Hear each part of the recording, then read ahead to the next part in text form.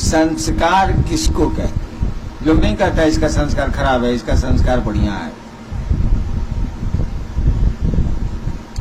और प्रारब्ध कर्म का विज्ञान क्या है, यानी जो आपने अब तक का जो काम किए हैं उसका विज्ञान क्या है।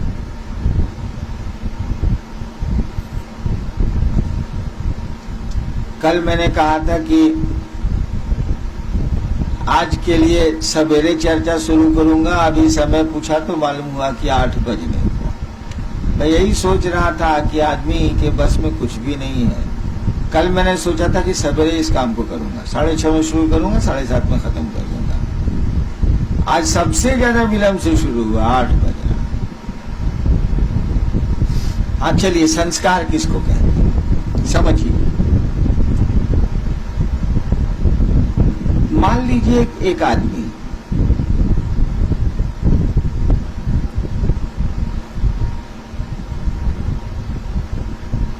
वह आदमी रोज चुन चुन के एक कीड़े को मारता है।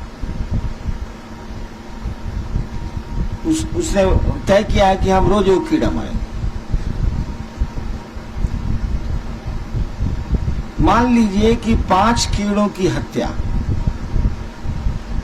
की सजा भुगतने भर वो जिंदा है। बूढ़ा आदमी है, मान लीजिए थोड़ी देर के लिए, 50-60 साल का आदमी है, 70 साल का आदमी है। उसको सनक सवार है कि हम रोज वो कीड़ा मारेंगे। जब तक जिंदा रहा वो 5 साल 2 साल मारता रहा, मर गया, शरीर छोड़ दिया उसने। जितने कीड़े मारे उसने, उसका प्रतिफल, उसका प्रतिफल माने उसका रिएक्शन तो जाएगा। मान लीजिए कि 2.5 साल आपने कीड़े मारे, तो मान लीजिए कि उसका प्रतिफल आपको, नतीजा आपको 10 साल में भुगतना पड़ सकता है। अब मर गया वो 2 साल के बाद, तो ये प्रतिफल तो बच गए, रह गए। मैं आदमी पर उदाहरण नहीं देना चाह रहा। जैसे एक आदमी है जिसने 20 हत्याएं की, मान लीजिए थोड़ी देर के लिए, एक हत्या की सजा उसको इस जीवन में मिल सकती है, बाकी हत्याओं की सजा और पहले के कर्मों के चलते आगे जा रही। पहले जो आप पेट्रोल डाले हैं उसी से इंजन चल रहा है, बाद में जो आप पेट्रोल डाल रहे हैं वो बड़ा गंदा है, लेकिन अभी पहले वाला पेट्रोल पर आपकी गाड़ी चल रही है और उसी बीच में शरीर छूट गया तो पुराना पेट्रोल तो रुका हुआ है। फिर शरीर में आइएगा तो पुनः पेट्रोल आवेगा, तब जब आवेगा तो पहले थे डॉन, अब बना देगा कोबी को मंगा कोरिया। जो कर्म फल के बीज, जिन जिन कर्मों के फल के बीज आप अभी तक भोग नहीं पाए हैं, वो सुख हो या दुख हो, उसका नाम है संस्कार। इसकी अंग्रेजी बड़ी अच्छी है, लेकिन अंग्रेजी से समझ नहीं पाइएगा, वैसे मैं बोल देता हूं। संस्कार का अर्थ होता है the reactions in its potentiality. अंग्रेजी में समझाना आसान है। द रिएक्शंस, रिएक्शन आपको लिए हुए हैं, आप जो कर्म किए हैं उसका प्रतिफल लिए हुए हैं आप। इन इट्स पोटेंशियलिटी, यानी वो सीड के रूप में आपके पास बैठा हुआ, बिया के रूप में है। अनुकूल वातावरण, अनुकूल मौसम, अनुकूल पानी, अनुकूल हवा, अनुकूल सूरज जब मिलेगा तब वो अंकुरित होगा और उसमें पौधा निकलेगा।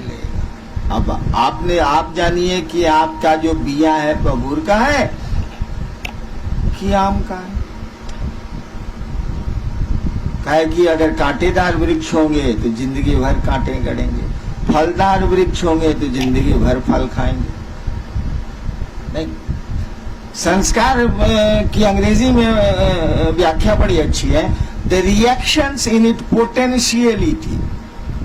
जैसे पीपल का वृक्ष की सारी चीजें एक छोटे से पीपल के बीए में है। सीमेंट पर रख दीजिए, नहीं अंकुरेगा। जमीन में गाड़ दीजिए, अब वो चला। तो उस बीए में तो उस पीपल की पूरी पोटेंशियलिटी है कि नहीं है? पूरी समग्रता में पीपल वहां है कि नहीं है? तो कहा जाएगा इस बीए को पीपल का संस्कार है। लेकिन वो फलित नहीं हुआ। संस्कार फलित हो गया तो गया, तब संस्कार नहीं कहा जाएगा, तब तो भोग हो गया। फलित नहीं हुआ है तब तक वो संस्कार है। तंत्र में संस्कार की यही व्याख्या है।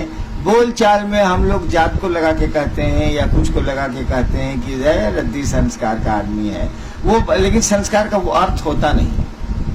संस्कार का अर्थ होता है कि वो कर्म जो आप अभी तक भोग नहीं पाए हैं, कर्मों के फल जो आप भोग नहीं पाए हैं और आपके साथ वो बिया के रूप में, सीड के रूप में, बीज के रूप में अटैच्ड हैं, लगे हुए हैं।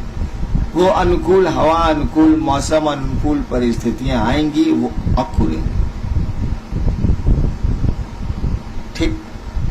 प्रारब्ध कर्म इसको नहीं कहते। संस्कार तो बिया हो गया। प्रारब्ध कर्म का अर्थ हुआ कि आपने कर्म किया है और आप फल लेते चले जा रहे हैं। मैं जिस पेट्रोल से गाड़ी चल रही है, सीड में नहीं है प्रारब्ध कर्म। प्रारब्ध कर्म है जिससे पेट्रोल से आपकी गाड़ी चल रही है। उन कर्मों का प्रतिफल है वो। सीड में जब रहेगा तो संस्कार कहा जाएगा। जब एक्शन में आ जाएगा वो, तो कहा जाएगा इसके प्रारब्ध कर्म अच्छे नहीं, तभी इतना कष्ट पा रहा है। ठीक। अब एक उदाहरण देते हैं, समझिए। भगवान कृष्ण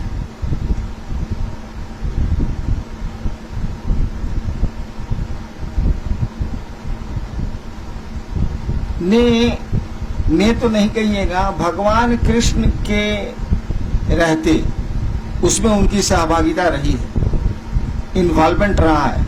रहते कितनी हत्याएं हुई सोचिए तो। अगर कहानी है, कहानियों पर चलते हैं, अब सच है कि झूठ है, नाम देखा नाम देखा, कितनी हत्याएं हुई। यानी भगवान कृष्ण को तो आने वाले 2-3 हजार जन्मों तक उसको तो पैखाना का पिल्लू बना देगा। काहे कि आपको जैसा कर्म किए हैं उसका फल सीड के रूप में है, तो एक्शन भोगिएगा ना, रिएक्शन भोगिएगा ना। बना देगा? नहीं बनाएगा। क्यों नहीं बनाएगा? इसीलिए कि ये कानून तो धरती का न है, आसमान का नहीं न है। भारत का कानून पाकिस्तान में नहीं न चलेगा भैया, नेपाल का कानून भारत में नहीं न चलेगा। हम स्पष्ट हो रहे हैं। आप भारत के कानून से नेपाल में घुस जाइएगा तो नेपाल में हो सकता है अपराध नहीं हो, यहाँ अपराध हो, यहाँ अपराध नहीं हो, वहां अपराध हो, आपको अरेस्ट कर दिया जाएगा, सजा मिल जाएगी। यहाँ का कानून अलग है, उस देश का कानून अलग है। हो सकता है भी, बहुत जगह है। आपके कानून से दूसरे देश का कानून अलग है। नहीं तो भगवान श्री कृष्ण की पर्सनैलिटी, उनका व्यक्तित्व ऐसा है कि जो कहानियां हैं, जो मान्यताएं हैं, उसमें कहा गया ये तो भगवान आए थे, ये तो ईश्वर के अवतार थे। विष्णु के अवतार कहा ही जाता है। विष्णु के 10 अवतारों में एक राम है, एक कृष्ण है, एक बुद्ध है, महावीर भी। तो कहा गया ये तो विष्णु के अवतार है, यानी भगवान है। भगवान पर यह नियम नहीं लागू होता, ये धरती का नियम। लेकिन भगवान जैसे धरती पर आएगा, अब नेपाल का, आप हिंदुस्तान के आदमी गए नेपाल, छूट गए, अब हिंदुस्तान आपको क्या करेगा? अगर नेपाल से संबंध अच्छा नहीं तो हम नहीं देंगे। तब ऐसे बहुत सारे मामले हैं, हमको नहीं बोलना चाहिए। नहीं, लेकिन फिर आप नेपाल से इंडियन टेरिटरी में घुस गए, भारत की सीमा में प्रवेश कर गए, तो पहले से रखा हुआ वारंट ऑफ अरेस्ट अपराध के चलते आपको धर लेगा, धरेगा, धर लेगा। भगवान श्री कृष्ण ने जिस प्रयोजन से धरती पर अवतार लिया, तो अवतार लेने के लिए उनको जीव भाव लेना होगा। शिव जब भी शरीर में आएगा तो उसको जीव भाव लेना होगा, जैसे आपके रूप में शिव ही आया है, अवतार लेना होगा। जैसे वो अवतरित होंगे, योनिगत होंगे, जैसे होंगे वो अब धरती के कानून के पकड़ में वो आगे। कानून नहीं का बनाया हुआ है, लेकिन ऊपर से तब बनाया हुआ है, यहाँ नहीं चलेगा, यहाँ वो फंसेंगे।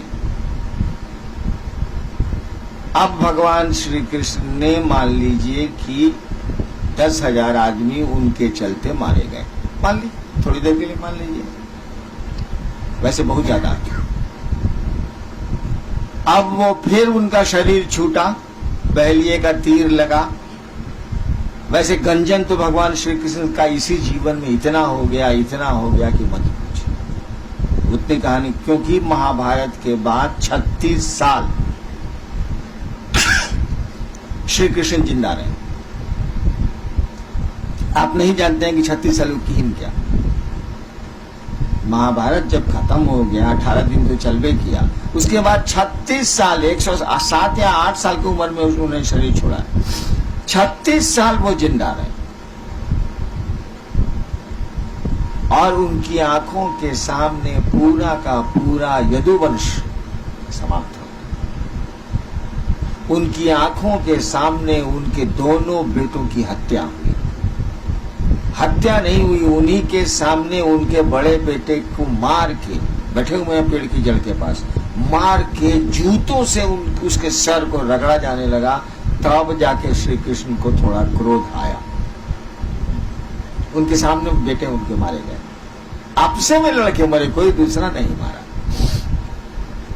उसके बाद जो खून का मारने जाने से जो खून का छींटा उनके देह पर पड़ रहा था, बैठे हुए थे पेड़ की जड़ के पास, छींटा जो पड़ रहा था उसी को धोने वो वहां गए थे।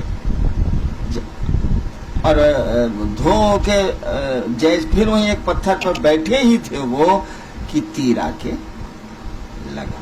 पारधी आया दौड़ के, कहा कि पहचान लिया, कहा पारधी मैंने बह लिया। पारधी आया दौड़ के, कहा कि भगवान हमसे भूल हो गई, हमने समझा एक चिड़िया खूबसूरत सी है, लाल ओठ है उसके, मैंने तीर चला दिया। धुंधला था, अभी सुबह नहीं हुई थी पूरी तरह, धुंधला था, अब जहर वाला तीर था।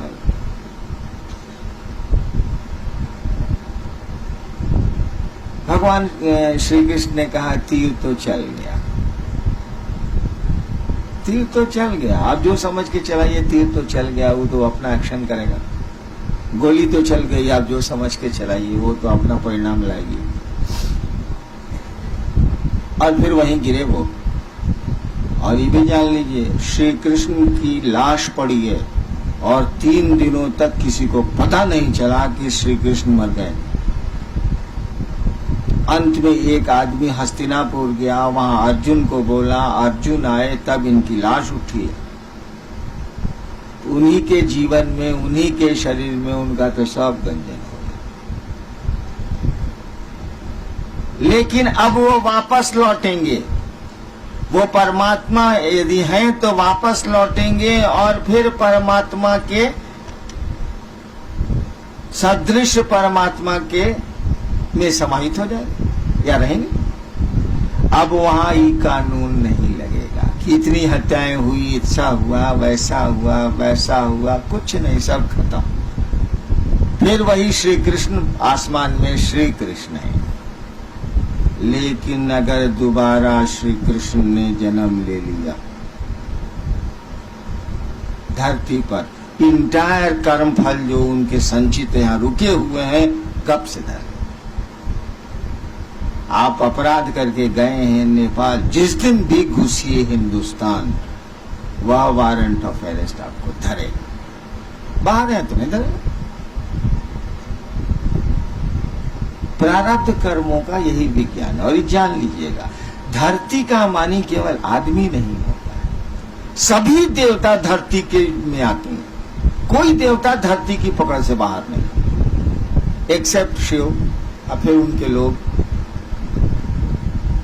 कोई धरती के बाहर नहीं। यहां तक भी जिसको शिवलोक बोलते हैं, शिवलोक में शिव नहीं है, शिवलोक बोलते हैं, वह भी धरती की पकड़ में, माने वहां भी ये कानून लागू है।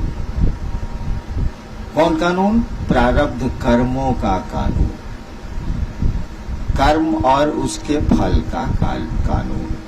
अब प्रारब्ध का, गोरखनाथ ने एक बार कहा था कि क्या तुम संस्कार की बात करते हो, क्या तुम कर्म फल की बात करते हो, मैं तुम्हारे कर्म फल को, मैं तुम्हारे संस्कार को दग्ध कर दूंगा। अब इसकी व्याख्या देखिए, गोरखनाथ जैसा आदमी कहता है कि मैं तुम्हारे कर्म फल के बीज को दग्ध कर दूंगा,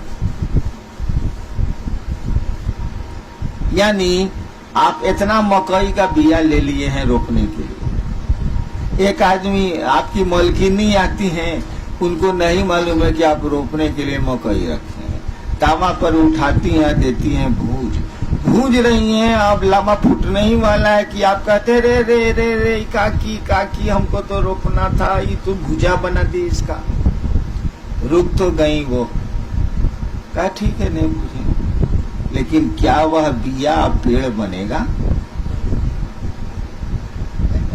नहीं बनेगा, लेकिन वह मकई का बिया रहेगा। समझे? अकुरेगा नहीं, उससे मकई नहीं निकलेगी, पौधे नहीं निकलेंगे, लेकिन बीमा रहेगा। नहीं समझ रहा? बिया रहेगा। गुरु को अधिकार है, सदगुरु, सच्चे गुरु, सही गुरु को अधिकार है कि वे आपके कर्म फल को दग्ध कर दें, अच्छे कर्म फलों को विशाल कर दें। जैसे बहुत अच्छा कर्म है आपका और बुरे कर्मों से आप घिरे हुए हैं, अभी पेट्रोल जो चल रहा है उससे आप घिर गए, आपका अच्छा कर्म नहीं काम कर रहा है, उनको पावर है कि बुरे कर्म के बीज को वो जला दें, अच्छे कर्मों के बीज को पानी हवा दे दें। ये गुरु को अधिकार है, लेकिन गुरु को ये अधिकार नहीं है। ईश्वर की कुर्सी पर फिर है शिव को, लेकिन शिव गुरु को ये अधिकार नहीं है कि वह जो मकई का दाना दग्ध होके तावा में पड़ा हुआ है उसको मिटा दे, उसको वो नहीं मिटा सकता गुरु की कुर्सी पर। ईश्वर के रूप में तो उनका कानून है, वो कानून को तोड़ ही नहीं सकते। गुरु की कुर्सी पर आपके कर्म फल को वो इनहेंस करके, बड़ा करके विशाल कर सकते। एक क्षण के संस्कार को, एक क्षण के आपके कर्म फल के बीज को, जिसमें साधु होने की कैपेसिटी है, वो एक क्षण है बस। एक झोंका आया, महादेव इतने अच्छे लगे, इतने अच्छे लगे, इतने अच्छे लगे, लेकिन ये झोंका आएगा मुश्किल से 2 घंटा। इसको खींच के ले जा सकते हैं 200 साल। मैं 200 साल तक आपको महादेव अच्छे लगते रह जाएंगे और इसी बीच में शुरू हो जाएगा। गुरु को यह भी अधिकार है कि कोई कर्म फल आपके साथ लगा हुआ है जो 20 वर्षों तक आपको परेशान करता रहेगा और गुरु के काम में वो बाधक बनता रहेगा। आपके दृष्टिकोण से काम नहीं होगा, उनके दृष्टिकोण से होगा। तो वो 20 साल के कर्म फल को 1/1 करोड़ हिस्सा में पास करा दे। 1/1 करोड़ हिस्सा सोचिए में पास करा दे, पता नहीं चला, ये उनको पावर है। लेकिन वो सीड को नहीं हटा सकते। सीड रहेगा, वो उतना आपको लेना पड़ेगा। बिया का भक्षण आपको करना पड़ेगा, वो बिया आपको लेना पड़ेगा, उसमें गुरु कुछ नहीं करेगा। लेकिन वह बिया पेड़ नहीं बनेगा, अंकुरित नहीं होगा, यह गुरु कर सकते हैं, उनको पावर है। सही गुरु को, उनको पावर है। लेकिन बिये को हटा देने का पावर मात्र शिव को है, क्योंकि मात्र शिव माने महेश्वर शिव, ईश्वर शिव, भगवान, उनको है और वो उन्हीं का कानून है, इसीलिए हटाते नहीं है। उन्हीं का नियम है, उन्हीं की इच्छा से ये सिस्टम चल रहा है, इसीलिए हटाते नहीं है। अब सुनिए, मैंने कई बार कहानियां सुनाई हैं कि एक आदमी था जो कथा पढ़ता था और भगवान का बहुत बड़ा भक्त था। एक गांव के बाहर आया और पहले तो नियम था ना कि कोई साधु आया है गांव के बाहर तो गांव वाले उसको भोजन वोजन कराते थे। तो लोग कथा सुनने शाम में जाते थे और कथा सुनते थे और गांव के लोग उसको भोजन देते थे। गांव के बाहर एक मंदिर के बाहर टिका हुआ था। एक औरत थी जो प्रतिदिन खाना बना के ले जाती थी, उनको खिलाती थी, पानी ले जाती थी, पिलाती थी और ये सिलसिला 6 महीने तक चला। समझ रहे हैं? 6 महीने तक चला। 6 महीने के बाद उस कथावाचक भक्त को कहीं वहां से अब जाना था। उसने रात में कहा कि देखो मैं परसों चला जाऊंगा, तुम 6 महीने से मुझको भोजन करा रही हो, कुछ चाहिए तो बोलो। उस महिला ने कहा हम कुछ चाहने के लिए आपको नहीं खिलाते, हम तो आप साधु हैं, हमको श्रद्धा है इसीलिए खिलाते हैं, हमको कोई जरूरत नहीं है, कोई इच्छा नहीं है, इसके चलते हम किसी चीज के लिए, किसी चाहत के लिए आपको खिलाता हूं, ऐसा नहीं। कहने नहीं 6 महीना तुम खिलाई हो, कुछ तो हमको देना चाहिए। कहते नहीं छोड़िए, हम तो ऐसे ही आपको खिलाते थे, कुछ हमारे दिमाग में नहीं है, कुछ भी हम नहीं चाह रहे। ये एकदम जिद पर अड़ा हुआ था कि इतना दिन इसका एहसान है, कुछ दे दें। जिद किया इसने तो उस महिला ने कहा कि देखिए हमको शादी हुए 15 साल हो गए, हमको कोई संतान नहीं है। कहा ठीक है कल आओगी तुम खाना लेके, मैं परसों जाऊंगा, कल आना। रात में उसने अपने भगवान को वायरलेस किया, जो भी उसका आराध्य हो।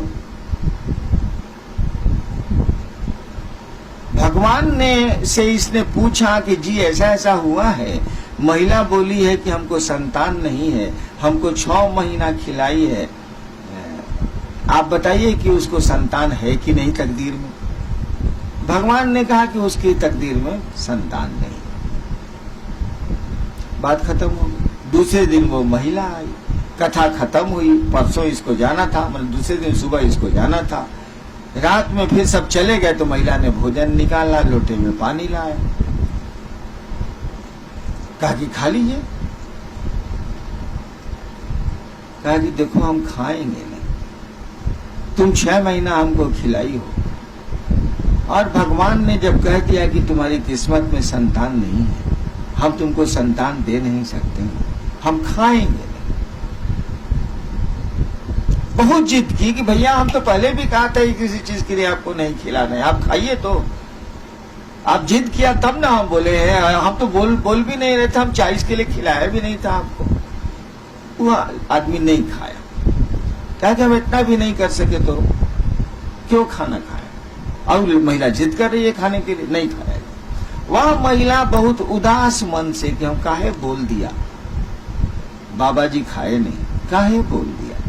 उदास मन से वही खाना और वही लोटा में पानी लिए हुए घर को वापस जा रही। चांदनी रात थी, जा रही थी तो गांव में पीछे रोड थोड़ी है, खेत की मेड़ है, खेत के मेड़ पर जाना है। ये बहुत दुखी थी, सोचते जा रही थी कि हम कौन पाप किया जो हम उनको कह दिया कि हमको संतान नहीं। ती भी बहुत, अब खाए काहे नहीं वो, यही सोचते जा रही थी। उधर से को मलंग साधु चला आ रहा था। अब मेड़ तो एक को है, कोई उतरेगा तब ना मेड़ पास करेगा, नहीं उतरेगा तो टकरा जाएगा। साधुओं भी मलंग था, वो कुछ सोचते हुए आ रहा था, वो ध्यान नहीं दिया कि कोई सामने से आ रहा है। यो बेचारी इस चिंता में थी, इसने भी ध्यान नहीं दिया कि सामने से कोई आ रहा है। दोनों टकरा गए, खेत के मेड़ पर दोनों टकरा गए। टकरा गए तो खाने का बर्तन और लोटा फेंका गया। बर्तन फेंकाया और लोटा फेंकाया तो साधु ने देखा कि अरे इसमें तो रोटी है। साधु ने कहा मां रोटी है। बस बिना सोचे समझे 4 गो रोटी थी, 4 गो रोटी सब्जी खाया, और लोटा अभी खेत में टेढ़ा हुआ था, उसमें पानी था, पानी पिया और कहा कि माँ जाओ, मैंने 4 रोटियां खाई हैं, तुम्हें 4 संतान होगी। बिना बोले वो बोल गया, बात आई गई, खत्म हो गई। फिर वो कथावाचक भक्त 7-8 साल के बाद अपना फिर प्रोग्राम उसी गांव में बनाया। लोग जुटे, वहां महिला भी जुटी, उसके साथ 4 बच्चे थे। तो कथा हो रही थी, उस समय तो नहीं कुछ बोला। बाद में उसको बुलाया हो कि ये बच्चे किसके हैं? उसने कहा मेरे हैं। अरे हमको तो भगवान ने कहा कि तुम्हारी किस्मत में नहीं है, तुमको बच्चे कहां से हो गए? उसने कहानी सुनाई कि ऐसे ऐसे मैं टकरा गई, भोजन गिर गया, वो साधु लगता है भूखा हुआ था, बिना कुछ पूछे खा भी लिया, पानी भी पी लिया। मैंने 4 रोटियां आपके लिए लाई थी, उसने कहा जा तुम्हें 4 बेटे हो। मुझको बेटे हो गए? कहा ठीक है जाओ। रात में फिर अपने भगवान को ही वायरलेस लगाई। कहा सरकार आप तो हमको बेइज्जत किया। क्या हुआ? तो उसको 4 संतान हो गई, और आपने कहा था उसकी किस्मत में संतान नहीं है। कहा था देखो यार, तुम पूछे थे तो हमने बता दिया कि उसकी तकदीर में नहीं है। वो ससुरा पूछी सूचिस कुछ नहीं, दे दीस, तो हम क्या करें? तब दे दीस तो दे दीस। तुम पूछने आए थे, वो दे दीस। कुछ पूछीस था वो हमसे, वो तो दे दीस, तो अब क्या करें? जोड़ना पड़ा हमको, दे दीस तो क्या करेंगे? देखिए, तकदीर में नहीं है, एक साधु ने जोड़ दिया। ये प्रारब्ध कर्म नहीं है, ये संस्कार नहीं है। मैं अपनी बात सुनाता हूं। मुझको कुत्ते पालने का बहुत शौक, वैसे मैं हूं भी कुत्ता, मुझको शौक है कुत्तों पालने का बहुत। बचपन से मैं कुत्ते पालता था, छोटा था तभी से कुत्ते पालता था। धनबाद में मैं जब स्कूल में पढ़ता था 6ठा-7वां में, तो मेरे पास 2 कुत्ते थे। एक का नाम था शेरा, एक का नाम था टाइगर। तो मैं ही पाले हुआ था, मेरे साथ रहता था दोनों कुत्ता। स्कूल से तो मॉर्निंग में चले आना है, 6ठा-5वां में साला स्कूल कितना देर का। मैं छत पर खुराफात करते रहता था। महादेव का एक फोटो था शीशा वाला, उसको निकाल के सीढ़ी पर लगा के, फिर पेट्रोल वाला टीन लेके पाइप लगा के साला महादेव के फोटोए पर पानी गिराते थे, उसके कांटी में घुसाने वाले पर साला 10 मिनट में फोटोए गल के गिर जाता था। यही कुछ मैं कर रहा था। तब तक नीचे 2-3 साधु थे, 3 साधु थे लाल कपड़ा पहने हुए, आवाज दी। तो हम ऊपर से बालकनी से झांके, देखा कि 3 गो साधु है बरामदा के आगे नीचे। दोनों कुतवा तो मेरे साथे रहता था। हम का दोनों कुत्ता चला नीचे, मैं भी उसके साथ था। मैंने छिटकी नहीं खोली तो तीनों साधु खड़ा था सामने। हमने कहा कुतवा को, दोनों कुत्ता हाउ हाउ हाउ करते हुए तीनों साधु पर पड़ गया। तीनों साधु भाग चला। भागते भागते बोला, साला हम पर कुत्ता छोड़ा है, तुम IAC नहीं पास करे।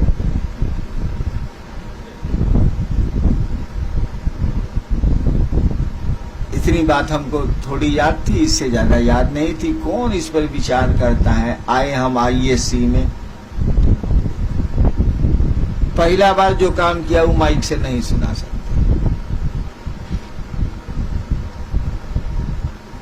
देखो, प्रोफेसर साहब अपनी बेटी उस हमारे क्लास में पढ़ती थी, आ रहे थे। हमने कहा प्रणाम सर, नया नया ब्याह किए हैं क्या? अब बेटी को कह दीजिएगा कि नया नया ब्याह किए हैं, तो का आपका असर होगा। मैं कॉलेज से निकाल दिया। दूसरी जगह गया जहां ये टीचर थे, एगो हमारे साइंस के हेड ऑफ डिपार्टमेंट थे। हम किया क्या था बदमाशी, H2S गैस होती है ना, जो बड़ी बसाती है, साइंस के स्टूडेंट लोग हैं, तो उसको बरामदे में बना के उसमें क्लिप लगा दिया जाता है रबर में कि गैस नहीं लीक करे। खरीद प्रयोग करना होगा तो उसको बीकर में डाला जाएगा, इसे बंद रहेगा। खुल जाएगा तो साला वो तो इलाका का इलाका गंधाइन कर देगा। तो मैं अकेले एक दिन जा रहा था कॉलेज में, ऊपर में लेबोरेटरी थी, वो जो पाइपवा में क्लिपवा लगा हुआ था खोल के हम पॉकेट में रख लिया, चले। 20 मिनट के बाद तो पूरा कॉलेज गंधाइन गंधाइन गंधाइन हो गया। साला लेबोरेटरी बॉय हमको देख ली, कह दिया एचओडी को, हेड ऑफ डिपार्टमेंट को, हमको बुलाया गया। हम कहा सर को हम तो नहीं जानते हैं सर, हम क्या जाने सर, तो नहीं लेबोरेटरी बॉय आपको देखा है। हम कहा सर कौन चीज देखा है, तो हमको बाहर ले गया, H2S वो क्लिप लग चुका था H2S गैस के पास। कहा कुछ प्रैक्टिकल कंपलसरी था, अगर प्रैक्टिकल फेल तो फेल। तो बोला कि देखिए मेरी जिंदगी तक आप पास नहीं करिएगा। हम कहा सर हम पास तो नहीं करेंगे लेकिन आप भी फेल कर जाइएगा सर। सर ऊपर से कूद जाएंगे तो क्या होगा सर। 2 साल गया। तिबारा एक बहुत बड़े गुरु जा रहे थे साहेबगंज से, मैं उनका दुल्हरुआ था, फर्स्ट क्लास में थे, उसमें फर्स्ट क्लास था। हम कहा बाबा दोनों बार झगड़ा करके हम परीक्षा पास नहीं किए हैं IAS। एक लाइन वाले बोला सड़क बंद हो तो डाइवर्सन ले लो, सड़क बंद हो तो डाइवर्सन ले लो। मैंने अगर मार्ग बंद है तो पार मार्ग से जाइए, डाइवर्सन जाइए। साइंस में पढ़ते हो ना, आर्ट्स में चले। उसके बाद मेरा रिजल्ट क्या है, बैठूंगा 7 विषय में हमको डिस्टिंक्शन आता था, जबकि रात भर मसान में रहते थे, इन्हीं के साथ रहते। देखिए हमारे कर्म फल में तो नहीं था कि IAS पास नहीं करेगा, साधु ने डाल दिया, कुत्ता लोगा ने बोला। अब वैसे लोग नहीं है, लेकिन एक जमाना था कि खेलो। वो बोला कि IAS से तुम पास नहीं करेगा, और IAS में बॉटल नेक हमेशा हो जाए, हमेशा हो जाए, हमेशा हो जाए। तो फिर एक गुरु ने ही मुझको कहा कि सड़क बंद हो तो बगल के रास्ते से निकल जाओ। साइंस में हो ना, हम कहा जी आर्ट्स में चलो। यानी प्रारब्ध कर्मों का विज्ञान देखिए, कोई कर्म नहीं है आपके, अतः वो लगा दिएगा या वापस ले लिएगा, दोनों होगा। बहुत कर्म फल है आपको कि बहुत तबीयत खराब रहेगी, बहुत तबीयत खराब रहेगी, आप आए मेरे पास, हमको जाए दूर ठीक हो जाएगा। वो जो सीड वहां तक काम किया है उसके बाद मुरझाने लगेगा, मुरझाने लगेगा तो पेड़वा मुरझा जाएगा, पेड़वा जब मुरझा जाएगा तो कटवा कैसे करेगा, मुरझा के मर जाएगा। यानी ये ऐसा कौन कर सकता है, इसका विज्ञान समझिए। ये पूरा का पूरा सिस्टम, पूरी की पूरी ये पद्धति कि कर्म कोई करेगा और कर्म के फल लेगा, ये तो उस शिव की इच्छा से न है, उस ईश्वर की इच्छा से न है। इसके पीछे जो कानून का बल है वो तो शिव की इच्छा है ना, पार्लियामेंट वहां थोड़ी है। ये भाई धरती पर जो भी सिस्टम चल रहा है वह शिव की इच्छा से न चल रहा है। कर्म कर्म फल का विज्ञान, कर्ता आप हैं तो कर्म आप करिएगा, कर्ता कर्म करेगा तो कर्म के फल भी लेगा। कर्ता आप नहीं है तो आप कर्म नहीं करेंगे। सब करे छथिन महादेव, बोली में नहीं मौन बूझने लगा, आप कोई कर्म नहीं हो रहा, सब कर्म महादेव कर रहे हैं। हमने करे छी हो महादेव जनथिन बा, भूख लगल छे जाई छी कुछ खाएला। अब आप करता नहीं है, तो जब करता नहीं है तो कर्म कैसे करिएगा। तो आपका मन तो बुझ रहा है महादेव करता है, आप तो माध्यम है, मशीन हो गए आप। तो कर्म ही नहीं कीजिएगा तो फल कहां से लीजिएगा। ये पूरा का पूरा सिस्टम उस शिव की इच्छा से न चल रहा है, इच्छा माने शक्ति, उस शक्ति से न चल रहा है। किसी ने अपने मन को शिव के मन से जोड़ दिया। इतना बड़ा लोहा का गोला इतने दूर में ताप पैदा कर रहा है, एक दूसरा गोला भी आया वो इतना फंसा गर्म हो गया, तो वो कुछ दूर में ताप फैलाएगा, हीट फैलाएगा। लोगों का मन कुछ लोगों का मन उस शिव से जुड़ जाता है तो पूरा का तो पूरा नहीं, लेकिन कुछ दूरी तक वो जो चाहते हैं उस सिस्टम को उलट देते हैं, जोड़ देते हैं, घटा देते हैं। नहीं क्लियर हुआ? किसी का मन शिव से जुड़ गया है, उन्हीं की इच्छा से हो रहा है ये काम, तो इसकी भी इच्छा तो छोटे मोटे शिव की इच्छा हो रही है ना। इसने कहा ही काम नहीं होते तो नहीं होते जो। अब वो सिस्टम तो वहां ब्रेक कर गया, सिस्टम ब्रेक कर गया, या आपके कर्म फल में नहीं है, उसने कहा जाओ हो जाएगा। तो कर्म फल में तो नहीं है, लेकिन उस सिस्टम, उसका मन शिव से जुड़ा हुआ है, तो उस सिस्टम को डिस्टर्ब कर दिया वो। आप समझ रहे हैं कि नहीं समझ रहे हैं? एक जादूगर को देखें, कभी जादू तो किया है आप लोग? घर में नहीं किया तो कहाँ बुझिएगा। जादूगर को देखिएगा, उसके साथ एक छोकड़वा रहता है, दो रमचेलवा रहता। पहले की बात हम कर रहे हैं, जब जादूगरों मेरा साथ था तब उसके साथ एक छोकड़ा रहता। साला बहुत बात पूछता है, पूरा बात तो नहीं पूछता है, लेकिन बहुत बात पूछता है साला। अकेले रहेगा तो वो कुछ खेल तमाशा करिए देगा। उसको बोलते हैं जमूरे। कचहरी में देखिएगा तो जादूगर बोलेगा हाँ जमूरे, हाँ उस्ताद। वो बोलेगा हाँ उस्ताद। हाँ बोल जमूरे, हाँ उस्ताद। साहब के पॉकेट में क्या है जमूरे? उस्ताद साहब के पॉकेट में कलम है उस्ताद। कुछ नहीं है, बोला है कि पहला बार जब हम पूछेंगे तो कलम होगा, और दोबारा जब हम पूछेंगे तो रुमाल होगा, और तिबारा हम पूछेंगे तो पर्स।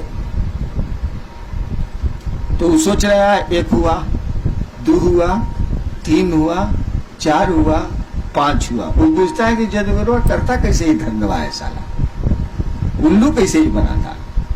वो पूछता है थोड़ा बहुत, उसी के मदद से वो काम लेते हैं जादूगर। तो महादेव के साथ जो जमूरे रहते हैं ना साले, इनको भी थोड़ा थोड़ा बुझाने लगता। इसीलिए ये भी कुछ कहीं ना कहीं पेचकस सिस्टम में लगा देते हैं। जब पेचकस वाल लगा देंगे तो साला पेट्रोल जाना था साला 1 mm तो जा रहा है साला आधा mm। पेट्रोल जाना था आधा mm, स्क्रू को ढीला कर दिया, जा रहा है 5 mm। जाए साला। समझ रहे इस बात को कि नहीं? प्रारब्ध कर्मों का विज्ञान भी प्रभावित होता है साधुओं के, साधु में सही साधु, साधुओं के द्वारा, फकीरों के द्वारा, मस्त मौला लोगों के द्वारा, जिनका मन उस खुदा, उस भगवान से जुड़ रहा है। जुड़ जाए, ज्यादा जुड़ जाएगा तो साला बुझ जाएगा कि हमसे बढ़िया महादेव चलाते, हमने बोलेंगे ठीक है। जब ज्यादा जानेगा तो वो ये जानने लगेगा कि हम कितना बढ़िया चलावेंगे, महादेव जैसा नहीं चला सकते। छोड़ दे रहे, मत पेचकस उठा। कौन जानेगा, जैसे हम लोग के जैसे आदमी कौन जानेगा, तो नटवा टाइट है का खोल दिया जरा से, हाँ पानी जा रहा है। महादेव भी देख के अकबका रहे हैं कि साला ये जमूरे सब इधर से उधर करते रहता है। बताओ यार, ये प्रारब्ध कर्मों का विज्ञान यही था, संस्कार। 40 मिनट हो गया, आप सबों को प्रणाम। आप घर को जाइए, कल फिर मिलते हैं। आज का विषय हो गया ना सर?